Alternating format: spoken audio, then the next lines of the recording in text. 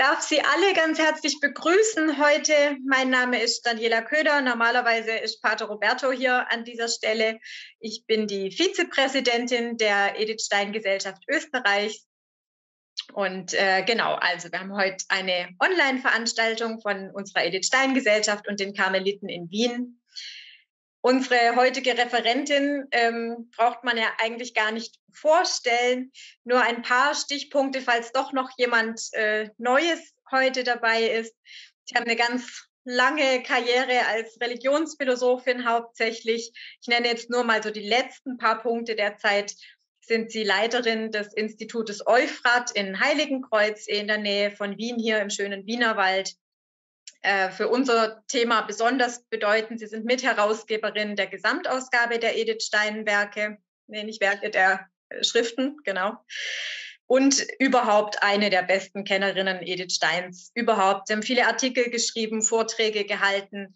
Die Monographie Unerbittliches Licht ist nach wie vor sehr zu empfehlen für alle und sehr hilfreich.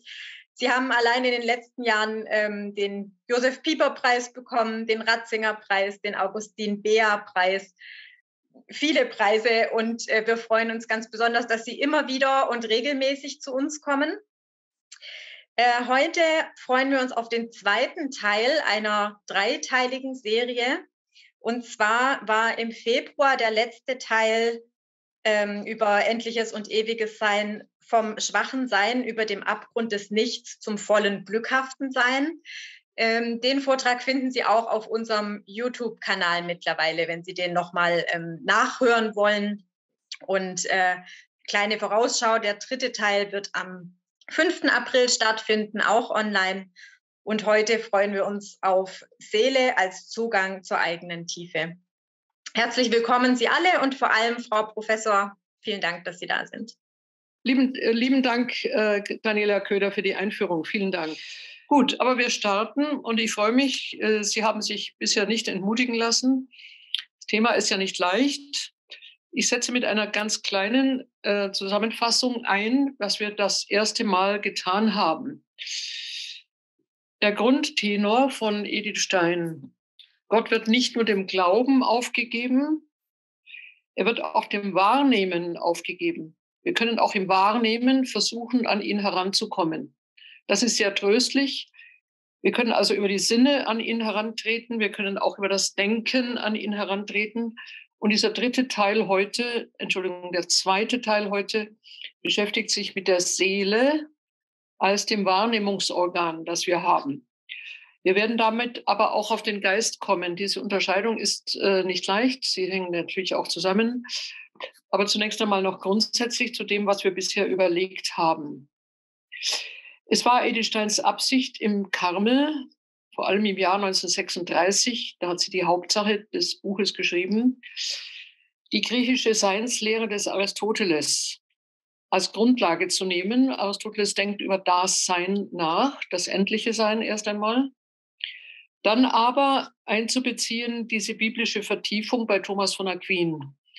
Wir müssen auch sagen, die theologische Vertiefung. Thomas geht dann vom endlichen Sein zum ewigen Sein, das Aristoteles auf diese Weise nicht kennt. Er kennt es eigentlich nur als sachliches Sein. Bei Thomas wird es dann ein persönliches Sein, also das Sein Gottes. Sie bezieht dabei, eigentlich für sie selber überraschend, die Beziehungslehre des heiligen Augustinus ein. Das heißt also die Relation, die zwischen den drei Personen Gottes, der Trinität, besteht. Wir können ja die Trinität nicht einfach nur sozusagen als einen Gott denken. Es ist ohnehin sehr schwer, diese Eins auf die Drei zu übersetzen, sondern wir denken ja den einen Gott in einer dreifachen Beziehung. Und das hat Augustinus ganz gewaltig ausgefaltet. So wird Edith Stein zu ihrer eigenen Überraschung von Thomas von Aquin, 13. Jahrhundert, zurückgehen zu Augustinus, also zum 5. Jahrhundert. Sie sagt einmal in einem Brief, es ist augustinischer geworden, als sie es eigentlich dachte. Aber ihre eigentliche Wissenschaft natürlich, die Phänomenologie, gelernt bei Edmund Husserl, bleibt natürlich als leitende gedankliche Bewegung erhalten. Wir haben darüber schon gesprochen. Ein Phänomen ist das, was uns zunächst mal sinnlich erscheint.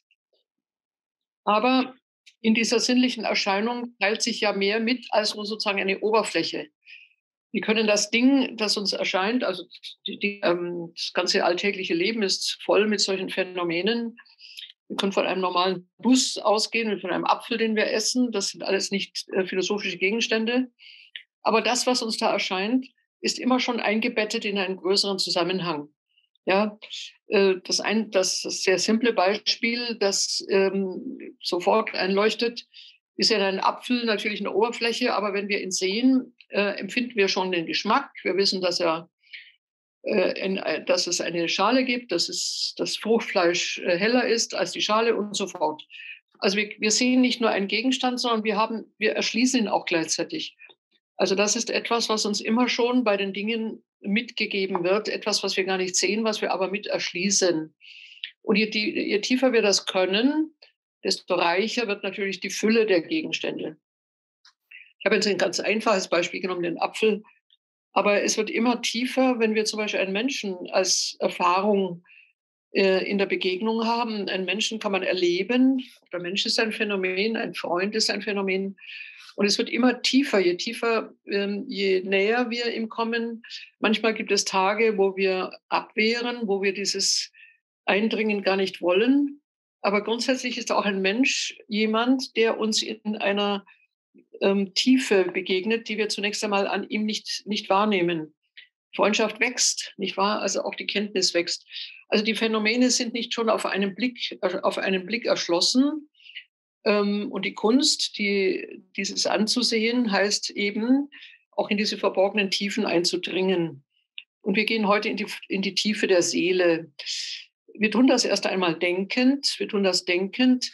Bei Edith Stein heißt das Leitbild ja eine Philosophia per ennis, eine ewige Philosophie. Wenn wir es wörtlich übersetzen, per ennis heißt durch das Jahr hindurch, also per annum. Im Grunde genommen eine Philosophie, die immer währt, die also steht. Denn sie will, das haben wir ja schon gehört, Aristoteles, Thomas, Augustinus und Husserl, die stehen ja für ganz verschiedene Zeitalter des Denkens, zusammenbinden.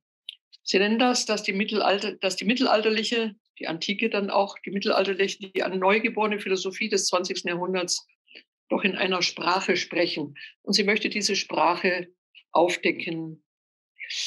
Damit begegnen sich natürlich ganz verschiedene Denker und sie begegnen sich auch noch mit theologischen Vorgaben. Aristoteles ist Grieche. Bei Aristoteles ist die Theologie nicht sehr groß geschrieben. Natürlich hat er sowieso die biblische Theologie gar nicht. Bei Thomas und Augustinus begegnen wir der Theologie des Christentums. Bei Husserl begegnen wir gar keiner Theologie zunächst einmal. Husserl ist zwar getaufter Protestant, aber Husserl versucht auf lange Sicht den Gottesgedanken gar nicht einzubeziehen in die Phänomenologie. Das hindert nicht, dass das Sein, Gegenstand der Philosophie, tatsächlich, wenn man es tief denkt, wenn man in die Wahrheit des Seins eindringt, auf eine Spur führt, natürlich zwingend auf die Spur der Frage nach dem Ursprung dieses Seins. Das lässt sich überhaupt nicht abweisen.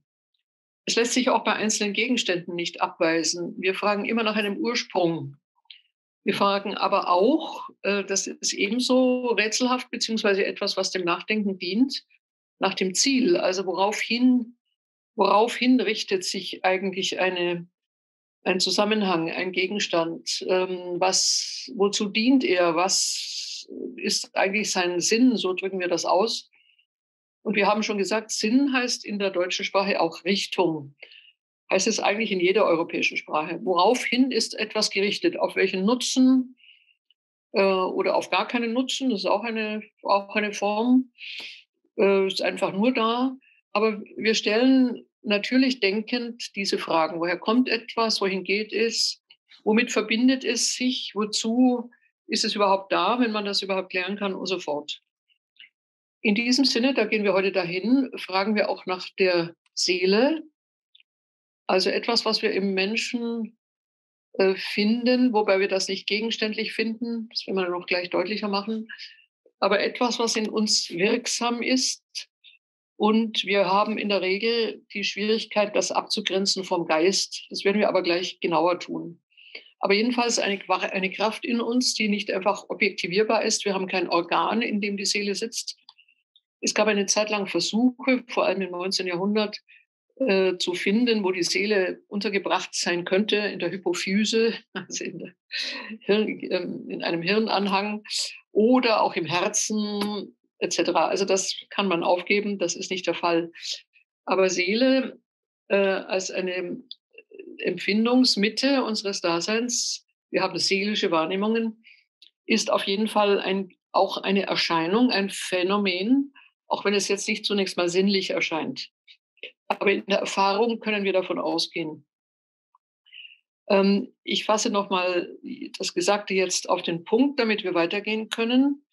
Wir können also sehen, dass in diesem Wahrnehmen des Seienden, der einzelnen Erscheinungen, der vielen, vielen einzelnen Erscheinungen, ein ganz großer Bedeutungsreichtum ist. Wir haben sinnlich Erscheinendes, wir haben Empfundenes, die Seele ist etwas Empfundenes.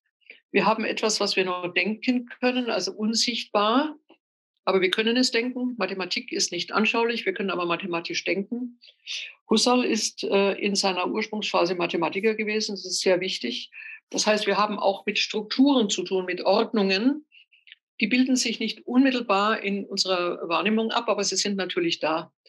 Das heißt, unsere Realität erschöpft sich nicht in der bloß objektiven, materiellen, gegenständlichen Welt, sondern eben auch, sie umfasst auch gedachte Dinge, empfundene Dinge, gefühlte Dinge, Dinge, die wir normalerweise eben gar nicht sinnlich sehen. Gut, wir können sagen, damit kommen wir jetzt zum Absprungspunkt, diese Phänomene, dieses Seiende, zeigt sich jeweils anders, in einer anderen Schicht unseres Daseins und steigt eigentlich immer höher hinauf. Also in der Verwirklichung können wir vom Unbelebten ausgehen. Eine Wüste, die aus Sand besteht, der kein Leben ist. Der Sand selber ist auch unbelebt, Steine, die da liegen. Wir können hochsteigen, das tut schon Aristoteles, zum Belebten. Schon die Pflanze ist ein ganz außerordentliches Phänomen, dass sie plötzlich sowas wie Leben zeigt.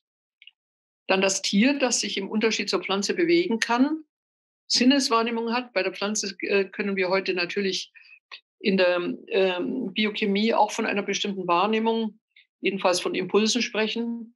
Aber das Tier hat jedenfalls Sinnesorgane, die die Pflanze nicht hat. Dann kommen wir aber zu jenem Wesen, das wir selber sind. Wir sind uns auch ein Rätsel. Der Mensch ist hier nämlich etwas, was nicht nur über diese Eindrücke von außen etwas empfängt, sondern umgekehrt diese Eindrücke auch von sich aus steuert. Er kann sie verändern, er kann sie unterschlagen, er muss sie vor allem eben aber auch deuten. Das nennen wir übrigens auch Freiheit, eine Freiheit des Umgangs mit solchen Dingen und dann auch ein Bewusstsein von sich selbst, also auch die Freiheit, mit mir selber umzugehen. Das ist eine ganz große Gabe, eine ganz große Gabe. Also nicht nur die Freiheit gegenüber den sinnlichen und anwesenden Dingen, sondern auch die Freiheit sich selbst gegenüber. Ich habe ein Bewusstsein von mir, ich kann mich selber haben, ich kann in mich selber eintreten. Das heißt, auch hier findet eine Form von Leben statt, die die Pflanze zum Beispiel nicht hat, auch das Tier nicht, soweit wir das erkennen können. Das Tier hat in diesem Maße nicht die Freiheit, die wir haben, auch nicht die Freiheit einer Selbstgestaltung, die bei uns ausgesprochen weit geht. Sie geht sogar bis zur Selbstabschaffung, wenn wir das wollen. Ja, wir können aber festhalten, in diesem menschlichen Bewusstsein geht uns jetzt auch eine Sinnhaftigkeit auf. Also wir fragen in unserem Bewusstsein auch nach dem Sinn der Dinge, nach unserem eigenen Sinn. Wir nehmen die Phänomene nicht bloß wahr, im Sinne, kann ich sie essen oder sind sie verträglich für mich oder kann ich mit ihnen umgehen? Auch unabhängig davon haben die Dinge Sinn. Die müssen ja nicht für mich Sinn haben. Haben sie in sich Sinn. Und wir sind jetzt am Untertitel des Werkes von Edith Stein, der Aufstieg zum Sinn des Seins. Historisch gesehen arbeitet sie damit gegen ihren Kommilitonen Heidegger, der dieses Sein den Sinn des Seins zurückgebogen hat, einfach ins Dasein selber. Das Dasein hat Sinn, aber nicht im Sinne Gerichtetheit, sondern es ist einfach da. Das reicht schon. Gut. Ich denke, dass Sie jetzt dabei sind. Also wir haben bisher die gestaltete Welt, die auch sinnlich wahrnehmbare Welt, als Gegenstand unseres Denkens, unseres Einfühlens, unserer Wahrnehmung uns erscheinen lassen. Aber nun beschäftigen wir uns mit uns selbst, mit dem Menschen und kommen dabei auf eine dieser ganz großen Fähigkeiten, die wir haben, nämlich etwas, was wir mit Seele bezeichnen. Seele. Wir können sagen, also bevor ich noch in die einzelne Analyse gehe, die Antike sprach auch von einer Pflanzenseele und von einer Tierseele. Und die Freundin Edith Steins, die dann ihre Taufpatin wurde, nämlich Hedwig Conrad-Martius, eine bedeutende Naturphilosophin, hat diese Seele der Pflanze und die Seele des Tieres auch noch einmal aufgegriffen. Sie schreibt darüber. Darüber werde ich jetzt nicht berichten, aber ich möchte den Zielpunkt dieser Überlegung geben. Hier wird Seele in einem etwas anderen Sinne erfasst. Seele bei Konrad Martius als Pflanzen- und Tierseele meint nun das innere Gesetz der Lebendigkeit. Seele ist eigentlich ziemlich gleichbedeutend mit Leben. Ja? Ein Stein hat in diesem Sinne keine Seele. Aber eine Pflanze hat Seele, das heißt, sie hat eine Bestimmtheit, in der sie sich entfaltet, in der sie ihr Leben auslebt. Beim Tier wird das umfänglicher. Und in gewissem Sinne ist das auch bei der Menschenseele so. Das ist jetzt unser Absprung. Es ist der Quell unserer Lebendigkeit. Hier, also nicht wir schaffen unser Leben, es ist uns gegeben. Und Seele ist nun ein Ausdruck für dieses Lebendige in uns. Aber wir sind auf andere Weise lebendig als die Pflanze. Wir können das erst einmal so lassen. Also die moderne Biologie würde nicht von einer Seele sprechen, sie spricht dann von Vitalzusammenhängen. Aber es ist ganz interessant, dass das die Antike eigentlich tut. Und Hedwig Conrad-Martius hat darüber einige ganz kluge Dinge geschrieben. Wir dürfen aber Seele jetzt nicht im religiösen Sinne verstehen. Ja? Normalerweise reden wir von der Seele als religiösem Organ. Das ist natürlich bei Pflanze und Tier gar nicht gemeint. Nochmal, das lebendige Prinzip, aus dem heraus sie lebt. Ja, nun gehen wir in diese Überlegung. Der Übergang zur Seele als jener Lebendigkeit in uns, die wir vorfinden, die wir aber auch gestalten und die vor allem dann auch in einem Zusammenhang mit dem Geist steht. Das wird eigentlich das Schwierigste sein, Seele und Geist abzugrenzen. Edith Stein tut das, aber sie tut es nicht in einer abschneidenden Weise, also nicht im Sinne einer absoluten Definition, sondern sie wird auch von einer Geistseele sprechen oder von der Spitze der Seele. Der Geist als eine Spitze der Seele. Es gibt eine Unterscheidung zwischen Seele und Geist, die werden wir uns gleich anschauen. Aber bevor wir das tun, wäre das Geistige selber nochmal auch eine Potenz.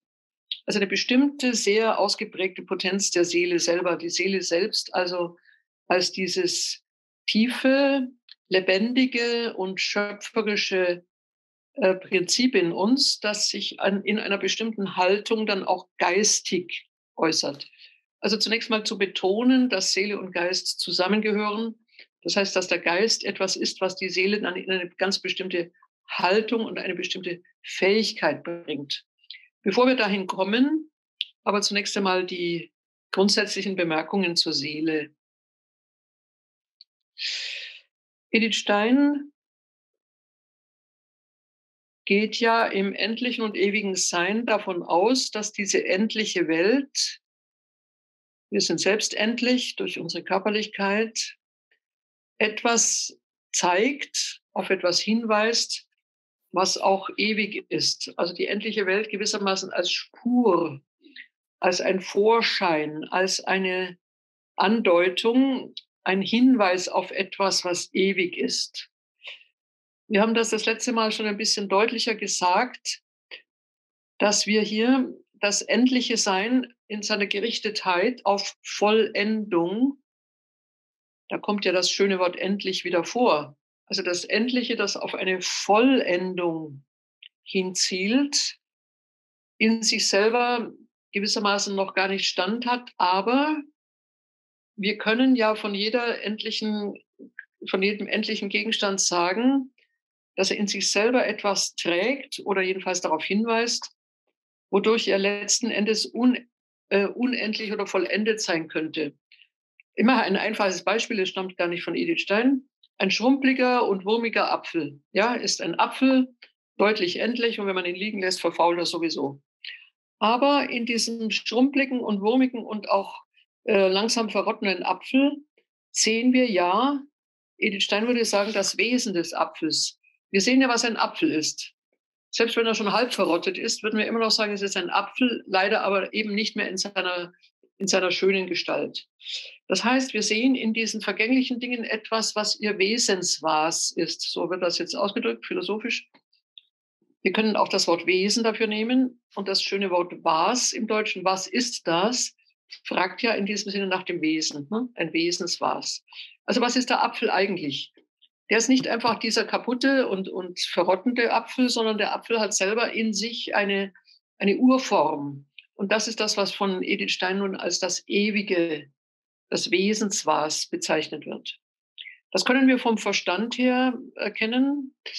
Wir sehen mühelos in 10 Äpfeln in verschiedenen Zuständen ihrer Verrottung trotzdem den Apfel. Wir sehen auch in verschiedenen Sorten. Die können aus Bitzer Quitte gehen, die ja schon wieder eigentlich eine andere Art ist, aber trotzdem noch einmal die Urform des Apfels. Wir sind in diesem Sinne sehr, sehr fähig, in verschiedenen Stadien des Endlichen doch noch einmal diese Vollendetheit des Wesens zu sehen. Nun nimmt Edith Stein ein Erkenntnisvermögen an, mit dem wir das tun, nämlich die Seele. Die Seele ist an allererster Stelle erst einmal ein Erkenntnisvermögen.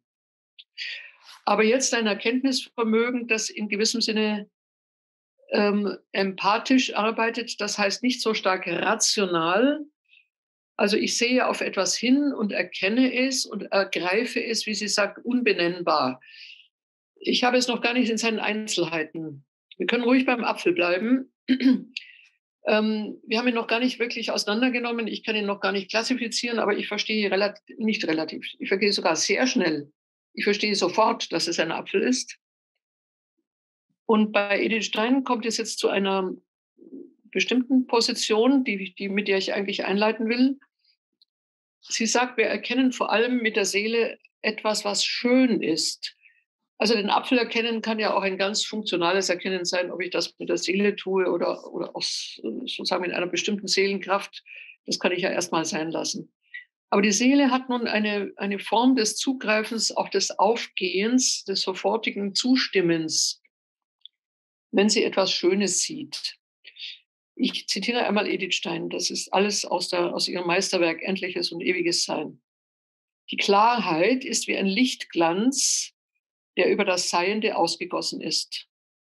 Klarheit heißt in diesem Sinne auch Erkennbarkeit, Gestaltetheit. Also ich muss nicht rätseln, was etwas ist, es zeigt sich, es ist klar. Es ist ein Lichtglanz, der über das Seiende ausgegossen ist. Es verrät seinen göttlichen Ursprung. Und es scheint, dass mit diesem Wort Lichtglanz oder Klarheit der eigentliche Zauber des Schönen ausgesprochen ist. Etwas, das eigentümlich die Seele ergreift. Und was der natürliche Mensch meint, wenn er etwas schön nennt. So wie wir ursprünglich verstehen, was Wahrheit ist, wenn wir erkennen. Und was Gutheit ist, wenn wir unser Streben Erfüllung findet. So verstehen wir, was Schönheit ist, wenn jener Glanz uns an die Seele rührt. Sie hat ja hier mit einem Wort des Thomas von Aquin gespielt, ist ein bisschen umgestaltet. Schönheit ist der Glanz des Wahren. Also etwas, was sofort einleuchtet, was berührt. Und dieses Berühren ist etwas, was die Seele empfindet. Also eine erste Bestimmung, die Seele ist ein Erkennen, jawohl, aber es ist auch ein Erkennen im Sinne eines Ergriffenseins. Also die Seele wird berührt, sie wird ergriffen. Es ist noch nicht so stark, dass sie selber zugreift, sondern sie wacht auf, sie wird erweckt. Das begegnet in der sinnlichen Welt, denn sinnliche Dinge sind schön, ganz klar. Auch eine Landschaft, wunderschön. Wir haben ja in der Autobiografie Edith Steins auch Beschreibungen, zum Beispiel, wie sie in Göttingen diese Hügellandschaft liebt, auch wenn sie wandern geht im Erzgebirge. Also ganz vieles, was ihr da einfach als schön begegnet. Ja? Aber noch bezwingender, auch für die Seele noch bezwingender, wie sie sagt, die geistige Schönheit der Menschenseele selbst, deren Wandel und Tun nach der geistigen Klarheit der Vernunft im rechten Maß geordnet ist. Also die Seele sieht Schönes, aber sie selber ist auch schön und empfindet ihre eigene Schönheit, wenn sie in der Ordnung ist. Das sind jetzt auch sehr viele Dinge, die gleichzeitig gesagt werden. Ich hoffe immer, dass ich in dem Vortrag Sie natürlich schon herausfordere, aber dass die einzelnen Schritte schon mitgegangen werden können. Ne?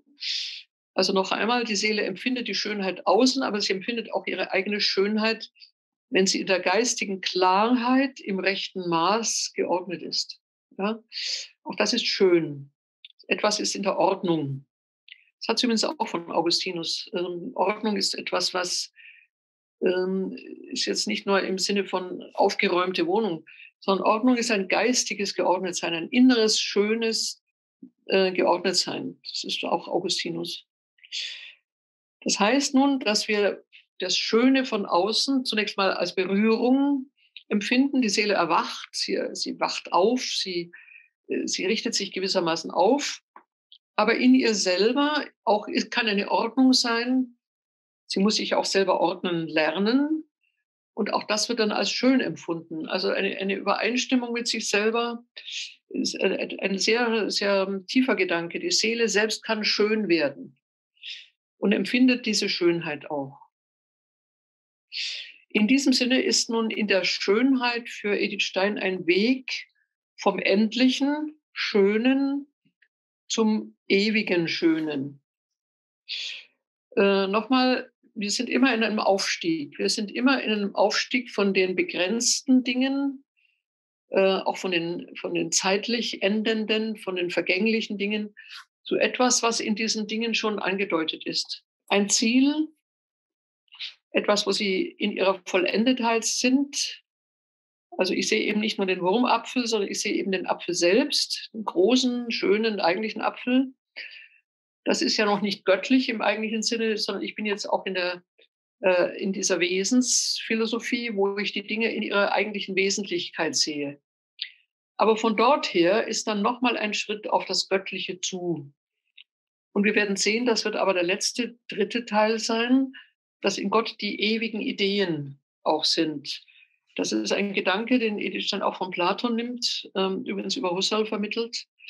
Aber dass in Gott diese Urgedanken sind. Also also dasjenige, was ein Ding in seiner Vollendetheit ist. Das ist ja in unserer Zeit nicht vollendet. Es ist deswegen nicht vollendet, weil es sowieso immer schon vergehen muss. Es hat Beeinträchtigungen, so wie wir auch beeinträchtigt sind. Wir kennen unsere Schöpfung ja nur als Versehrte. Wir kennen unser Dasein immer nur als teilweise gebrochen, ja, mindestens irritiert. Das erstreckt sich ja auf die Ebene der endlichen Dinge. Aber wir können von diesem Endlichen und Gebrochenen natürlich schon weiterdenken, auch eigentlich schon weiter sehen, empfinden. Und die Seele tut das. Sie steigt von diesem Irritierten weiter in etwas, was dann in sie stimmt. Das kann sie schon denken. Und letzten Endes kann sie an Gott als den Urheber denken, aber sie ihm auch diese Wesensbegriffe finden. Also Gott, der Schöpfer, der nicht in ihrer Gebrochenheit geschaffen hat, sondern in ihrer Wesentlichkeit. Ja, ich weiß, dass das jetzt viele Begriffe sind, das macht aber nichts.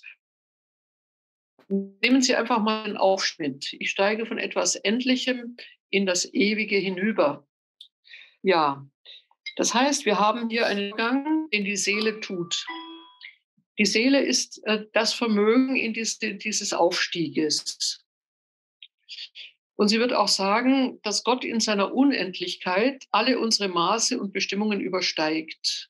Aber auch wenn er für uns unbestimmbar und unmessbar ist, Wir können Gott selbstverständlich nicht bestimmen. So hat er doch sein eigenes Maß, ist in und für sich selbst gemessen und bestimmt, in und mit sich selbst in vollem Einklang, in und für sich selbst ganz durchleuchtet. Er ist das Licht selbst, in dem kein Schatten von Finsternis ist. Ja, das ist jetzt schon ein Schritt in das Göttliche und wir können fragen, vielleicht begleitet sie auch die Frage, ist das nicht ein sehr schneller Schritt? Kommen wir wirklich von dieser Erfahrung des Endlichen so, ja, so fast schon zwingend zu einem Gedanken dieses nicht mehr Endenden? Schnell oder nicht ist hier nicht die Frage, sondern die innere Logik. Und Edith Stein ist überzeugt. Und diese Überzeugung möchte ich auch heute mit Ihnen teilen oder vermitteln, dass tatsächlich der Schritt möglich ist. Das muss nicht etwas sein, was in der Zeit sehr schnell geht. Und vielleicht braucht man jahrelang, um diesen Schritt zu vollziehen. Aber er hat in sich eine bestimmte Logik. Und wenn diese Logik einmal aufgeleuchtet ist, dann gelingt sie auch. Und ich möchte zum Trost nochmal oder zur Ermunterung hinzufügen, dass Edith Stein hier nicht nur von einem Christentum ausgeht. Das tut sie selbstverständlich, da wird sie auch, das werden wir noch sehen. Der trinitarische Gottesgedanke ist nicht ein Gedanke, den alle Religionen haben. Aber der Überstieg aus dem Endlichen ins Ewige ist in ihren Augen etwas, was auch die Philosophie tut. Das ist jetzt zwingend ein Gedanke, den ich nur glauben vollziehe, sondern das ist etwas, was das Denken selber anleitet, freilässt, hervorruft. Und hier hat es eine schöne Weite. Also genau diese Fähigkeit in der Philosophie, zunächst einmal nicht von bestimmten Überzeugungen auszugehen, sondern nur eine Wahrnehmung von Gegenständen so zu vertiefen, bis ich letzten Endes bei etwas bin, was auch in der alten Philosophie das Göttliche heißt oder das Licht, hat sie ja gesagt. Also etwas, was in sich selbst vollkommen ist. So wie wir bleiben wir bei unserem Beispiel, dem Wurmapfel zu einem vollkommenen Apfel kommen. So können wir von einer versehrten und in sich gebrochenen Schöpfung zu einer vollendeten Schöpfung kommen. Und denkend wird sich dann in dieser vollendeten Schöpfung auch etwas abzeichnen. Wer hat sie geschaffen? Ja? Also diese Frage ist an sich unabweisbar. Ob ich dann einen Gott in seiner Dreifaltigkeit hier annehme, das ist nicht mehr denkbar. Edith Stein wird das einräumen, sondern das ist dann Offenbarung. Also so einfach geht das dann nicht im Denken. Aber die Offenbarung, die uns diese Dreiheit Gottes dann zeigt, ist selbst nicht unvernünftig. Dazu werden wir im dritten Teil dann kommen. Auch das kann ich noch mal denken. Aber Aristoteles hat eine solche trinitarische Gottheit zum Beispiel nicht gedacht, konnte sie auch nicht denken. Also dazu braucht es dann tatsächlich eine Mitteilung Gottes selbst, die dann über Israel läuft und dann natürlich schon auch wiederum gedanklich durchdrungen werden kann. Nicht ganz, selbstverständlich nicht. Die Trinität werden wir nicht einfach denken. Das hat auch Augustinus schon gezeigt. Wir müssen sehr viel dabei zunächst einmal übernehmen, aber sie ist nicht unvernünftig. Sie ist nicht so, dass sie sich ganz verschließt. Wir können vielmehr auch hier philosophisch noch einiges erarbeiten. Gut, ich mache hier einen kleinen Schritt, fasse aber nochmal zusammen. Edith Stein hat die Folgerung aus dem endlichen Sein in ein ewiges Sein für zwingend gehalten. Alles, was vergeht in der Zeit und im Raum, was sich auflöst, entlässt die Frage, woraus es entstanden ist, woraus hat es seine Lebendigkeit, aus nichts entsteht nichts, ja. Also, dass das Leben einfach entsteht, ist gedanklich völlig unbefriedigend. Das heißt, wir fragen nach dem Ursprung, aber wir fragen auch in der Wahrnehmung der Zeit nach etwas, worin sich das Geschaffene, vor allem eben auch die Schönheit, in einer Vollendung denkt. Also nicht in seiner zufälligen Gestalt, sondern schon in dem, was es letzten Endes als Idee, als Grundgestalt in sich trägt. Gibt es einen Apfel in seiner vollkommenen Weise, ja? und von dort dann eben auf eine Zielrichtung hin. Und das Phänomen, das sich hier zeigt, sich, jetzt kommt es in unserer zugespitzten Form, zeigt sich nun ergreifend für die Seele. Die Seele ist dasjenige in uns, was dieses Zielgerichtete, was dieses Hingeordnetsein, wir können auch sagen, das Werthafte in den Dingen begreifend, ergreifend erfasst. Nochmal, Seele ist eine Erkennen, aber ein Erkennen in der wunderbaren Form eines Ergriffenseins. Es ist nicht so, dass die Seele rationalisiert, also sofort analysiert, sofort auseinandernimmt. Nein, aber wir sehen in dieser, vor allem jetzt nochmal in der Schönheit der gestalteten Dinge, auch schon ein Licht. Das ist schon etwas, was uns ergreift. So, ein zweiter Gedanke. Also es waren jetzt schon viele Gedanken, aber vieles war jetzt auch wieder etwas, was wir schon bedacht haben. Wir haben es nochmal gedacht. Und jetzt gehen wir in das Erkennen, wie es die Seele formuliert. Was erkennt die Seele? Ich gehe auf die erste Überlegung, die Edith Stein macht. Ich muss gerade sehen, dass ich es so ansetze, dass man da gut hineinkommt. Die Seele ist ein Zwischen. Das liegt uns eigentlich auch nahe. Und zwar das zwischen Leib und Geist. Zwischen verstehen wir ja immer als räumlich. Ich habe schon gesagt, dass die Seele ja kein Gegenstand ist, also nicht etwas, was wir in einem Organ ansiedeln können. Organe sind räumlich, sind leiblich, sind dreidimensional. Die Seele können wir nicht in diesem Sinne im Leibe irgendwo in eine Wohnung einweisen. Das können wir auch mit dem Geist nicht, obwohl wir natürlich jetzt vom Körperempfinden her sagen würden, der Geist wohnt im Kopf. Aber auch da ist klar, dass der Geist nicht einfach hier nur identisch ist mit unserer Hirnfunktion. Wir bleiben jetzt aber zunächst bei der Seele. Die Seele ist vermittelt zwischen Leib und Geist, zwischen einem Außen, der Leib ist unser Äußeres, und einem Geistigen, das wir als ein Innen empfinden. Das ist alles noch sehr unscharf. Aber die Seele ist jetzt ein Zwischen. Wir gehen mal in einen Gedanken, der das anschaulich macht.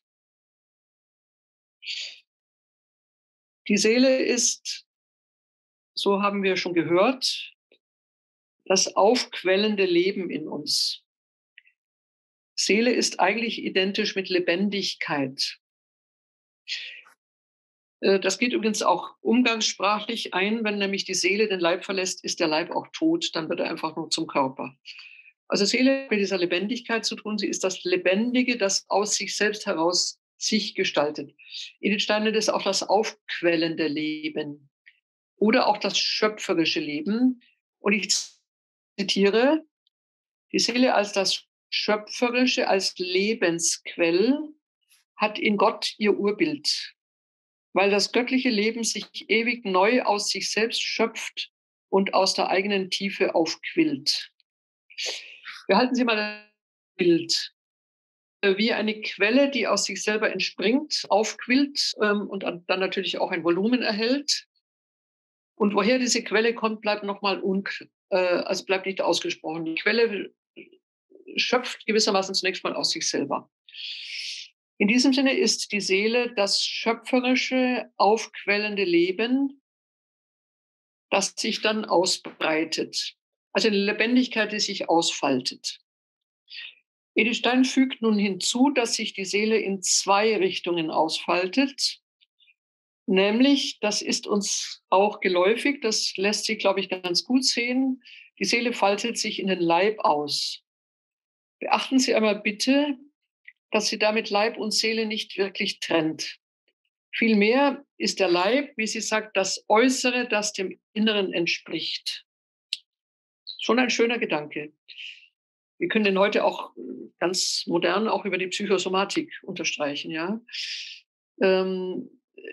Soma, der Leib, und Psyche, die Seele. Also Psychosomatik, die den inneren Zusammenhang von Leib und Seele sehr deutlich zeigt, vor allem dann, wenn Erkrankungen auftreten, ist zunächst einmal die Seele krank und der Leib wird damit auch krank. Wir bleiben aber bei ihr. Das heißt, das Seelische, die seelische Lebendigkeit greift in den Leib als ihr Äußeres über. Wir können es auch noch mal deutlicher sagen, es gestaltet den Leib.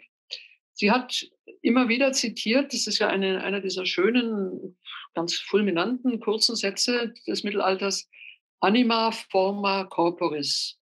Anima die Seele, die Form des Leibes. Ja, das ist nicht absolut zutreffend, aber es hat doch eine sehr große Wahrscheinlichkeit mit sich. Natürlich ist der Leib auch in mancher Hinsicht abhängig von einer Gesetzlichkeit, die wir nicht einfach beeinflussen können. Es gibt auch Krankheiten, die einfach zugreifen, uns entstellen. Das heißt nicht, dass unsere Seele damit entstellt ist. Aber wir bleiben mal bei dem grundsätzlichen Gedanken, dass dasjenige, was uns lebendig hält, die innere Lebendigkeit, in dieser Weise auf das Leben des Leibes ausstrahlt. Was ist dann Geist? Geist ist es nun jetzt bei der Seelenspitze, also ein bestimmtes Vermögen in dieser Lebendigkeit. Geist ist es, der diese Außenwendung bewirkt. Der Geist ist, jetzt sagen wir es mal anders, das Phänomen der Freiheit. Edith Stein hat dem freiheitlichen Geist viele Überlegungen gewidmet. Wir halten sie einfach zunächst mal, Geist ist Freiheit. Freiheit ist ein umfassender Gedanke. Was wir daran brauchen, ist die Tatsache oder der gedankliche Zusammenhang, dass der Geist so etwas bedeutet wie sich selbst in der Hand haben. Ein geistiger Mensch ist jemand, der sich selbst sieht, der auch sich selber gegenübertreten kann. Es hat mit Reflexion zu tun. Geist ist auch in der Lage, sich selber zu sehen, sich selber zu beurteilen, überhaupt ein Urteil abzugeben, auch im Sinne einer Selbstdistanz. Geist kann auch kritisch sein gegenüber sich selbst. Wir können aus uns heraustreten. Edith Stein sagt auch, Geist ist die Fähigkeit der Selbstunterscheidung.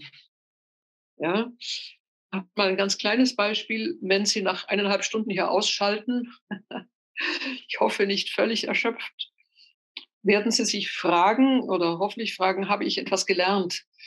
Das heißt, Sie nehmen nicht nur etwas auf, sondern Sie fragen spätestens an dieser Stelle dann auch, hat es sich gelohnt? Das ist in gewissem Sinne ein Heraustreten aus dem jetzt zufließenden Stoff. Ja, ich spreche, es fließt Ihnen zu. Hoffentlich haben Sie sozusagen die Ohren, in die das noch aufgenommen wird. Hoffentlich wird es nicht zu viel. Es ist ja schon auch eine Zumutung, einfach zuzuhören und diesen Strom von Gedanken einmal an sich herankommen zu lassen. Aber der Geist würde bedeuten, natürlich nicht nur das Aufnehmen, sondern dann auch die Rückfrage, was kann ich jetzt behalten, was ist sinnvoll für mich gewesen? Das heißt, der Geist hat immer die Fähigkeit, auch der Krisis nennen das die Griechen, sich gegenüberzutreten und zu fragen, ist das gut so? Oder kann ich das verwerfen? Soll ich es gleich vergessen? Alles Möglichkeiten. Seele, die sich zunächst mal ergreifen lässt und die aus dieser lebendigen Gestaltung auch des Leibes, in die lebendige Gestaltung des Leibes greift, hat in ihrer Spitze den Geist, der das noch einmal bewertet. Noch einmal, der also auch kritisch, nicht negativ kritisch, sondern einfach kritisch im Sinne der Prüfung ist. Das ist auch die Gabe der Diskretio. Paulus spricht einmal von der Unterscheidung der Geister. Das ist etwas, was der Geist selbst kann. Diskretio. Das Wort diskret bei uns hat ein bisschen eine andere Bedeutung. Es bedeutet also, ja, wie soll man sagen, also zurückgezogen und nicht aufdringlich aber auch unterscheidungsfähig.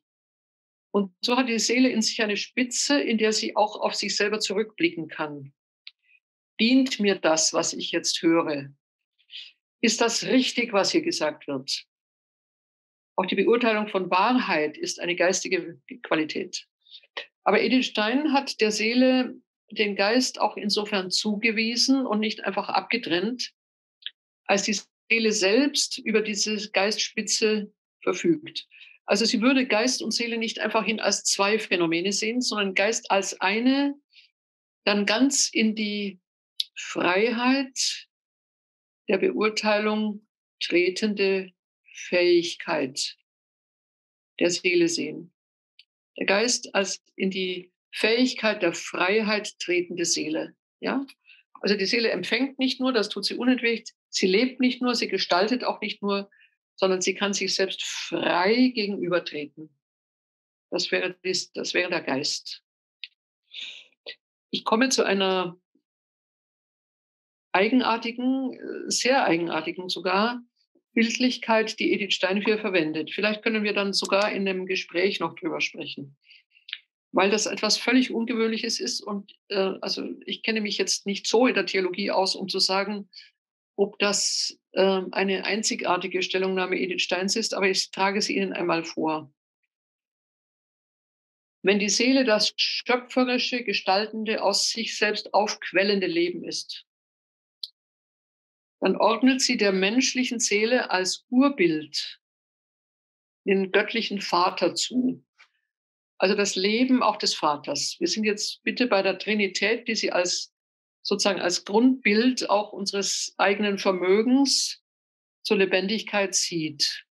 Also der Vater wäre jetzt das Urbild der Seele als das aufquellende, aus sich selber schöpfende Leben.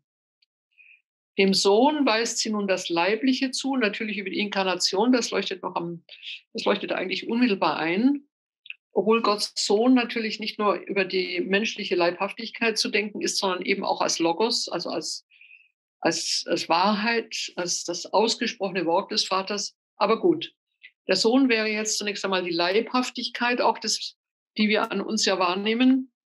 Und wir haben schon gelernt, der Leib ist das Äußere der Seele, also das von der Seele her durchgestaltete. Den Geist, nun auch den Heiligen Geist, nimmt sie als das freie und selbstlose Ausströmen von Vater und Sohn. So sagt ja auch das Dogma. Also der Geist ist gehaucht, geht vom Vater und vom Sohne gemeinsam aus. Der Heilige Geist, das freie, selbstlose Ausströmen des Inneren. Und das entspricht jetzt in der menschlichen Seele der Geistspitze. Das freie Ausströmen des Inneren, das aber zugleich sich selbst bedenkt. Also es ist nicht ein Ausströmen weg von sich, sondern es bleibt auch bei sich und kann sich auf sich selber zurückwenden. Also die Fähigkeit auch der Beurteilung, auch der Selbstbeurteilung, Selbstgehörigkeit. Also wie in der Trinität Vater, Sohn und Geist, so sind im menschlichen Dasein die menschliche Seele, der Leib und der Geist aufeinander bezogen. Ich gebe Ihnen das einfach mal als Möglichkeit des Durchdenkens. Und ich sage nochmal hinzu, es ist erstaunlich, also ich erstaune schon, dass sie hier die Seele eigentlich dem Väterlichen zuweist.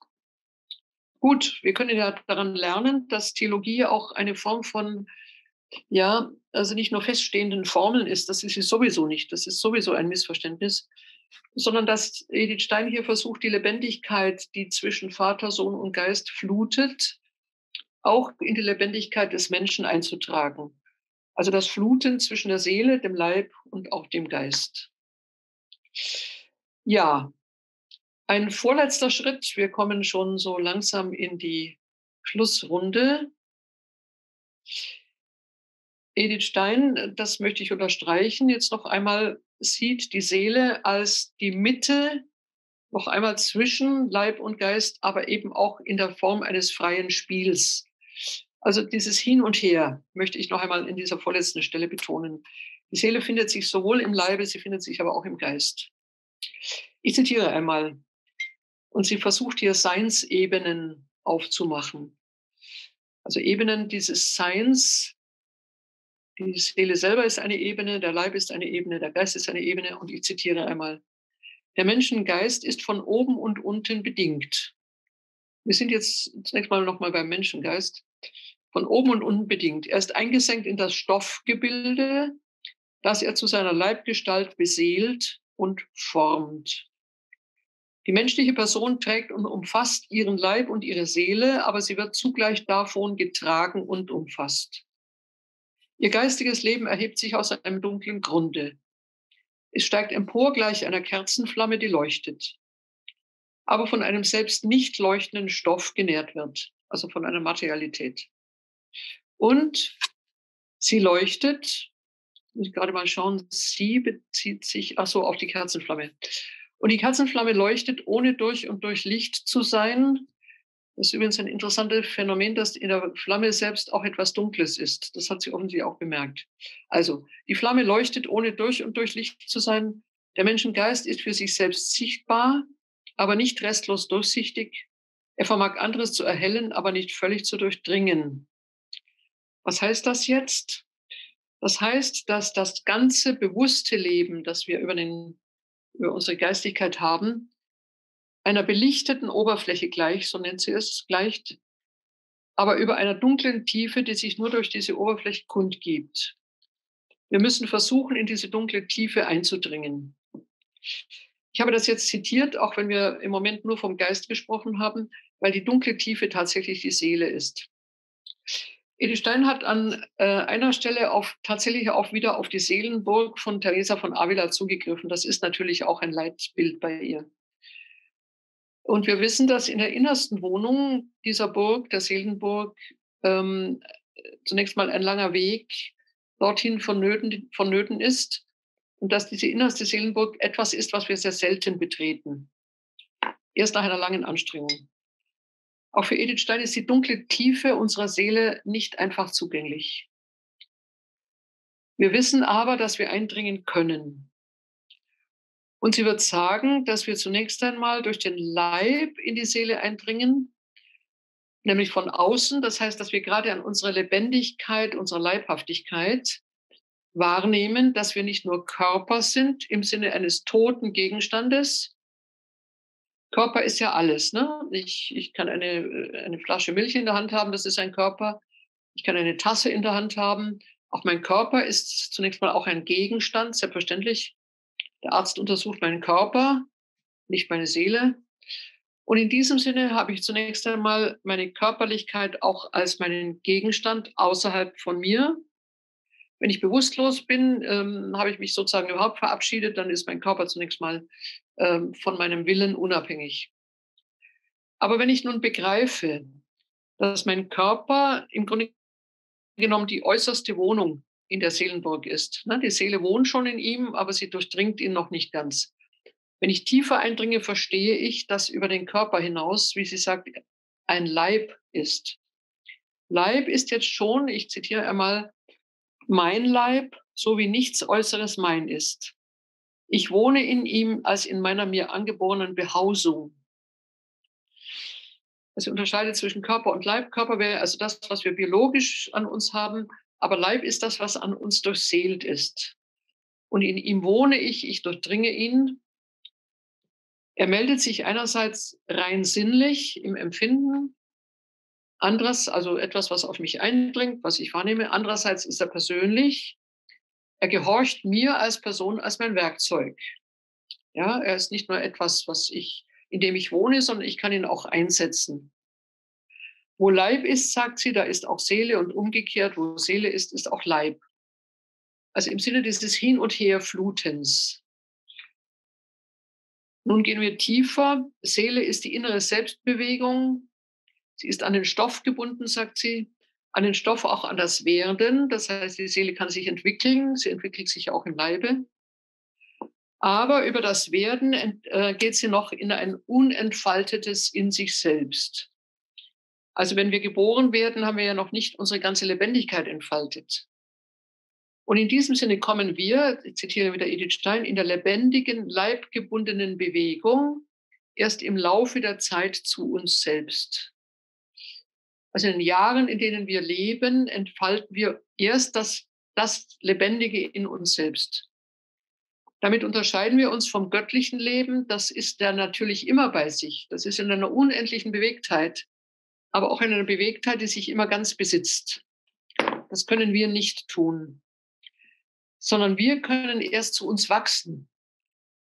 Wir müssen in eine zeitliche Entfaltung hineingehen, in denen wir tiefer, immer tiefer auch in uns hineinkommen. Die Schwierigkeit, die nun besteht, ist, dass wir einmal sterben. Das heißt, dass diese Bewegung auch und nun einen Übergang, mit dem wir übrigens auch dann schließen wollen. Im Spannungsgefüge unseres Daseins ist der Tod natürlich zunächst mal auch ein Ende unserer Lebendigkeit. Natürlich ein Ende des Leibes, ja, das sehen wir auch. Der Leib wird jetzt plötzlich zum Körper, der verwest. Aber was geschieht mit der Seele? Die Seele verlässt definitiv den Leib. Wir nennen das ja auch einfach das Ausatmen, der letzte Atem. Also es ist ja auch ein sehr sinnlicher Vorgang. Es gibt keine, also die Atmung beendet das ja auch in einer unglaublich eindrucksvollen Weise. Und der Körper bewegt sich nicht mehr. Aber die Seele ist damit nicht einfach hinweg, sondern die Frage, wohin übersteigt sich nun die Seele? Sie übersteigt ja diesen toten Körper definitiv. Sie ist nun als Sinnenseele gestorben, sagt Edith Stein, aber sie ist immer noch Geistseele, die sich übersteigt. Mit der Seele endet tatsächlich auch die Person nicht. Sie tut es nicht. Also der Tod ist nicht die Löschung des gesamten Lebens, sondern der Tod ist nun ein Übergang in ein Leben, und zwar nun ein völlig waches Leben in jene Tiefe der Seele, die sich in der Regel während unseres Daseins nur manchmal öffnet. Aber wenn wir in die Wesensfülle wechseln, also nun in eine Lebendigkeit, die uns ganz, ganz umfasst, nämlich in die Lebendigkeit unseres Schöpfers, dann kommt auch die Seele erst in einem ganz tiefen Sinne zu sich selbst. Sie kommt in eine Fülle und sie wird zugleich von dieser Fülle getragen. Sie ist in einer Weise nun bei sich, was sie in diesem Leben, das selber noch nicht vollständig war, nicht hat erreichen können. Aber nun wird sie überströmen in ein endloses Leben, in ein vollendetes Leben. Und wir werden, das werden wir beim nächsten Mal noch haben, natürlich auch etwas erwarten dürfen. Wir können es ja noch im Grunde genommen erst ahnen, aber auf jeden Fall auch erwarten dürfen, weil es uns zugesprochen ist. Nämlich die Frage, ob die Seele einmal in ihren Leib nicht zurückkehrt, denn zurück gibt es hier nicht, sondern ob sie in ihren eigentlichen, tiefen, schönen und ganz lebendigen Leib wieder eingeschaffen wird. Das ist etwas, was wir dann theologisch sagen. Das ist eine Offenbarung, aber nicht etwas, was wir gedanklich so ausdrücken können. Aber es ist uns gedanklich unbenommen zu sagen, dass in dem Augenblick, wo die Seele ihren Leib verlässt, den sie ein Leben lang durchpulst hat, den sie ein Leben lang entfaltet hat, ob es nicht zu der Vollendung gehört, dass die Seele letzten Endes diesen ihren Leib, den sie abgelegt hat, der verwest ist, der ihr genommen worden ist, nun als einen vollendeten Leib wieder beziehen kann. Ob das nicht auch zu den ewigen Wohnungen gehört, die uns bereitet sind, ja? In diesem Leben ist unser Leib uns schon Wohnung. Sie wird uns genommen. Aber es ist uns verheißen, dass die Seele als das Lebendige in uns diesen Leib auch wieder bewohnt. Ich schließe mit dieser Überlegung noch einmal mit der Seelenburg. Bei Teresa staffeln sich die Kammern der Seelenburg nach innen. Also die Wohnungen gehe ich von außen nach innen, im Grunde genommen horizontal. Edith hat ein klein wenig ein verändertes Raumbild, ganz interessant. Raumbilder, und zwar nimmt sie eher eine Art Trichter. Also wir sind in der jetzigen Lebendigkeit eher an der Oberfläche unserer Seele. Aber es gibt Erschütterungen, Wahrnehmungen, vor allem übrigens auch manches Leiden, das uns zwingt, in die Tiefe abzusteigen. Damit haben wir also nicht nur einen horizontalen Gang in die Mitte, sondern wir haben vor allem eine Form einer spiraligen Vertiefung. Und wir würden gewissermaßen in dieser spiraligen Bewegung nach unten in eine Tiefe der Seele kommen. Interessanterweise, also man kann sich eine Art Trichter vorstellen, ist die Seele aber nach unten unabschließbar. Also es ist nicht so, dass wir am Boden der Seele ankommen, das geht gar nicht, sondern wir kommen eigentlich in der Seele nicht an. Ein Hinweis darauf übrigens, dass in der Tiefe der Seele die Lebendigkeit als solche ist. Leben hört ja nicht auf. Ja? Leben hat ja keinen Boden, auf dem es sitzt, sozusagen zu Ende kommt oder zu Stand kommt. Sondern ich treffe in der Lebendigkeit meiner eigenen Seele im Grunde das ewige Leben auch. Also ich treffe auf die Lebendigkeit überhaupt. Ich treffe auf die göttliche Lebendigkeit. In diesem Sinne ist das Absteigen in die eigene Seele auch eine Vorwegnahme dieses späteren Übergangs, den ich ja im Tode auch tue. Ja, im Tode muss ich es dann in einer sehr schmerzhaften Weise tun. Aber in der eigenen, ja, Wanderung in die Tiefe meiner Seele kann es ein sehr, sehr beglückendes Eintauchen in diese Tiefe geben. Sie wird nicht endgültig sein, wir müssen immer wieder zurückkehren, dazu zwingt uns schon das Leibhafte. Aber in der Tiefe der Seele wurzelt diese Berührung mit dem lebendigen Gott schlechthin. Gut, ich glaube, damit können wir schließen mit einem Zitat. Das persönliche Ich ist im Innersten der Seele ganz eigentlich zu Hause. Wenn es hier lebt, wenn hat sie gesperrt gedruckt. Wenn es hier lebt, dann verfügt es, also das Innerste der Seele, über die gesammelte Kraft der Seele und kann sie frei einsetzen. Dann ist es, das Innerste, auch dem Sinn alles Geschehens am nächsten und aufgeschlossen für die Forderungen, die herantreten, ist am besten geeignet, ihre Bedeutung und Tragweite zu ermessen. Also man lebt gewissermaßen von diesem Innersten in die Anforderungen auch des Alltags. Es geht jetzt weiter. Wer nur gelegentlich in die Tiefen der Seele zurückgeht, um dann wieder an der Oberfläche zu verweilen, bei dem bleibt die Tiefe unausgebildet und kann auch ihre formende Kraft für die weiter nach außen gelegenen Schichten nicht entfalten. Und es mag Menschen geben, die überhaupt nie bis zu ihrer letzten Tiefe gelangen. Aber wir wollen nicht negativ enden, wir enden zustimmend. Wenn ein Mensch im Innersten lebt, erscheint umso stärker die Ausstrahlung, die von ihm ausgeht und andere in seinen Bann zieht. Umso stärker trägt aber auch alles freie geistige Verhalten den Stempel der persönlichen Eigenart, die im Innersten der Seele beheimatet ist. Umso stärker ist ferner der Leib davon geprägt und eben dadurch vergeistigt, also frei. Schön. Gehen wir bis dahin und hoffe, dass Sie nicht, wie soll man sagen, nein, das Wort erschlagen will ich gar nicht nehmen. Das Geistige erschlägt ja nicht. Aber dass sie nicht, dass es nicht zu viel war. Ja, es strömt und man muss das ja wirklich dann in den Kammern auch unterbringen. Wir schauen mal, ob das Gespräch noch das ein und andere auch freisetzen kann. Und im Ganzen, denke ich, war das schon auch ein Mitgehen. Und ich danke Ihnen für Ihre Geduld. Das Geistige ist eine Anstrengung, die man auch wollen muss, sonst geht es nicht. Aber danke für Ihr Zuhören.